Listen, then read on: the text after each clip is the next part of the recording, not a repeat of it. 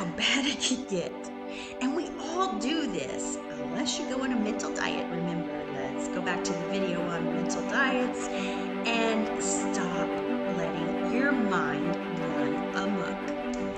Hello, Kathy Owen here, and welcome to my YouTube channel where I talk about transforming your life in magic fashion. My name is Kathy Owen, certified fitness trainer and life coach since 2002. As a survivor of complex post-traumatic stress disorder and narcissistic abuse, today I teach others how to transform their lives in magic fashion. How do you talk to yourself? What are you saying? What do you say to yourself all the time? You are the person you talk to the most. Really. Think about that for a minute.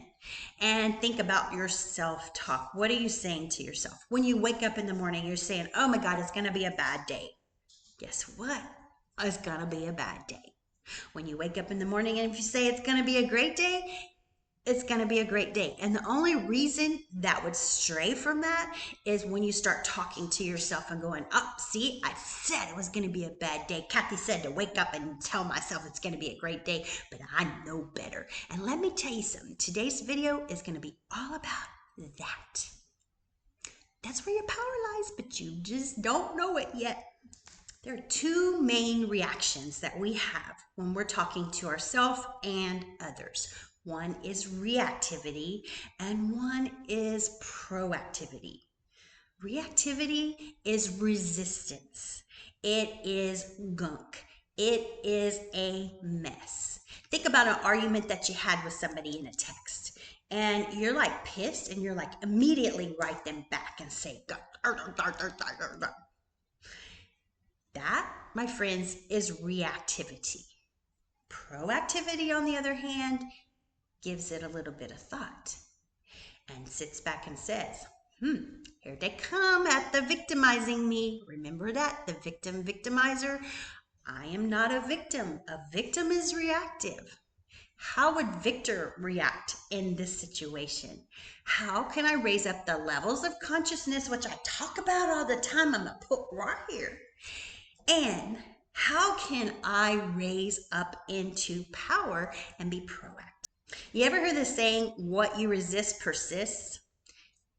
That's so true. And if you think about it for a minute, you will see in the past where you've resisted something and it just kept coming and kept coming and kept coming. But how do I stop resistance, Kathy? How do I stop that? You stop it by getting in flow and raising your levels of consciousness, get up into Victor and find your way out of the reactivity. You ever have one of those problems where it keeps you awake at night and you're just thinking all of these crappy thoughts? Like when I'm on vacation, I'm thinking about my dogs and what they're doing and how they're doing and if they miss me and my mind can go off into a rampant. My dog just got ran over by a car because he got out of the kennel and and because he was looking for me, and my dog is laying dead on the road or he's injured and he's just laying there and his last thoughts are about me. That's how bad it can get.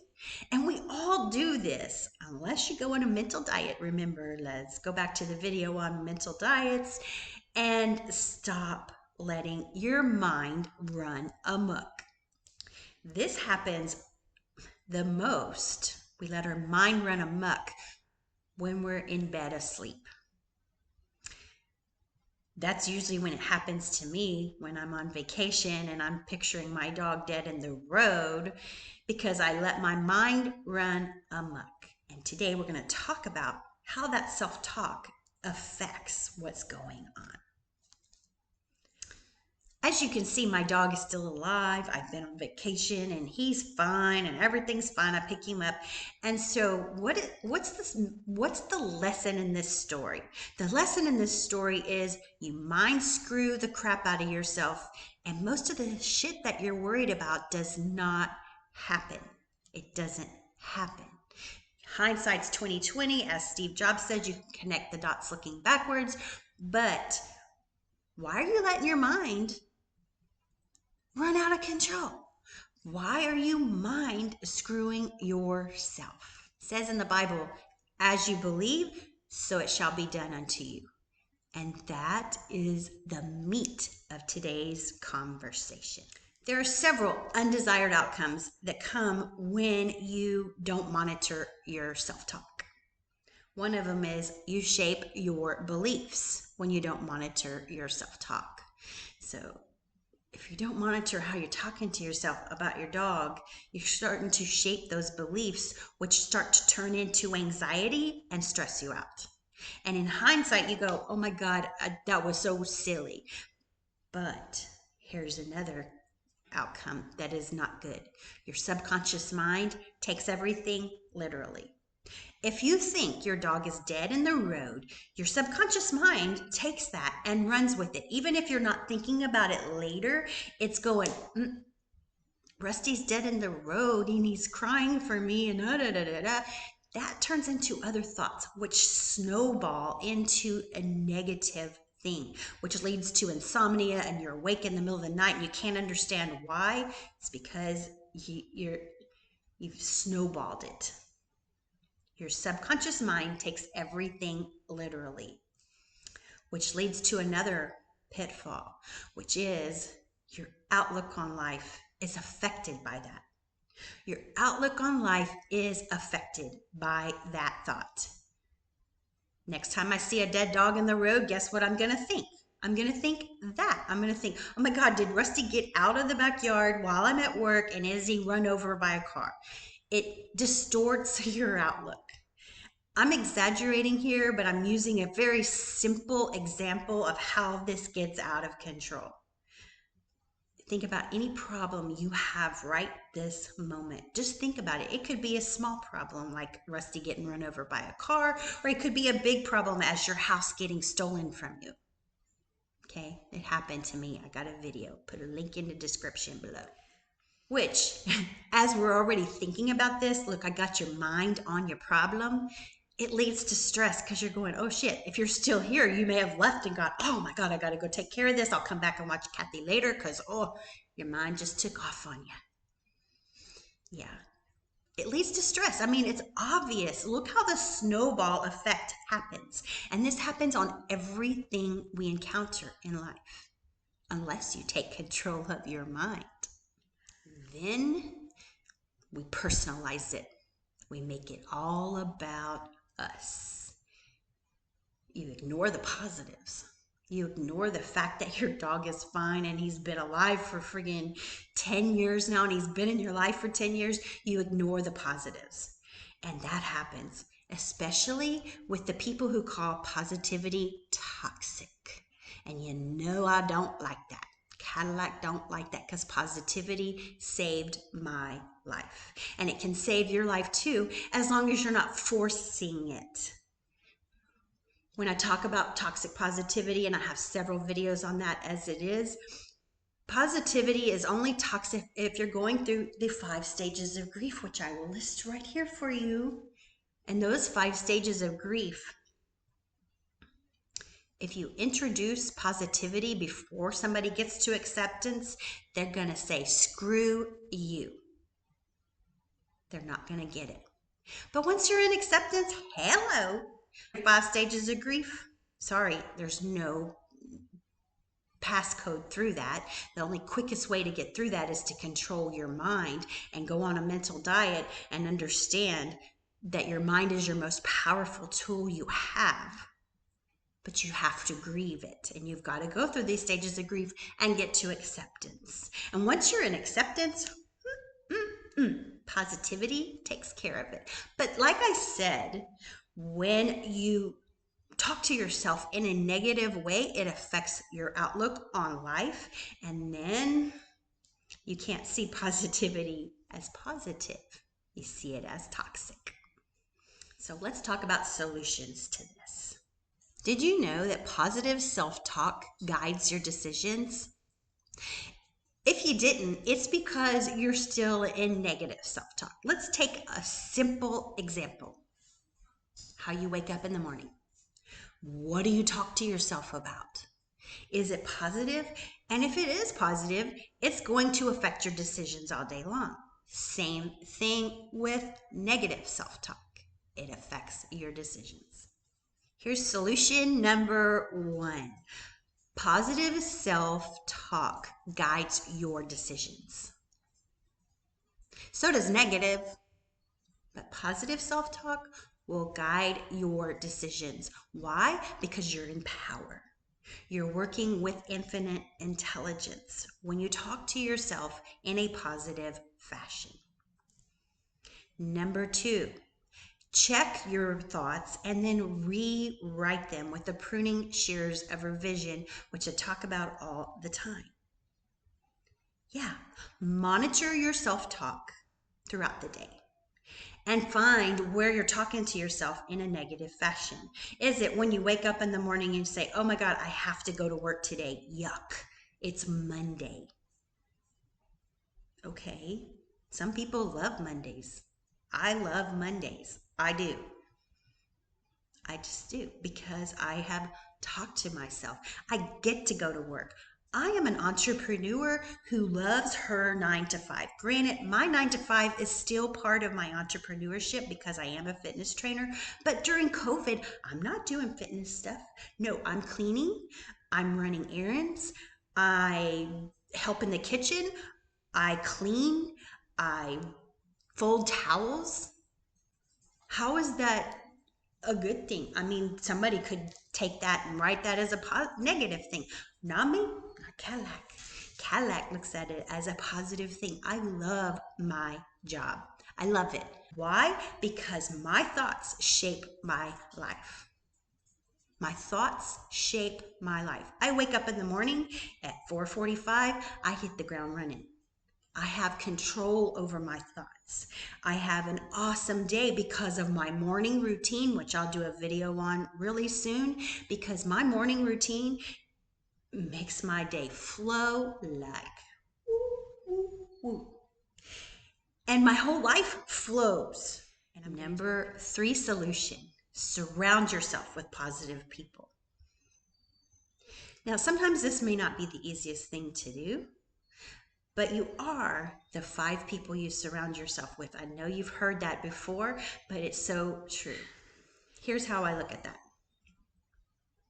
I can rewrite somebody who has brought negativity and reactivity into my life and make them proactive by rewriting it with the pruning shears of revision. But also, I consider the 5 people I surround in my life, and they don't have to physically be there. Okay, I'm not talking too woo, but I am going to go woo on you. I listen to positive podcasts. I surround myself with positive material. I consider that a person I surround myself with. When I'm having self-talk, I talk to my higher being. I have meetings of the mind with people like Neville Goddard and Napoleon Hill, because those souls, they have so much. Neville Goddard has the most powerful material you can listen to in the world. I'm not joking you. I'm not joking. He really does.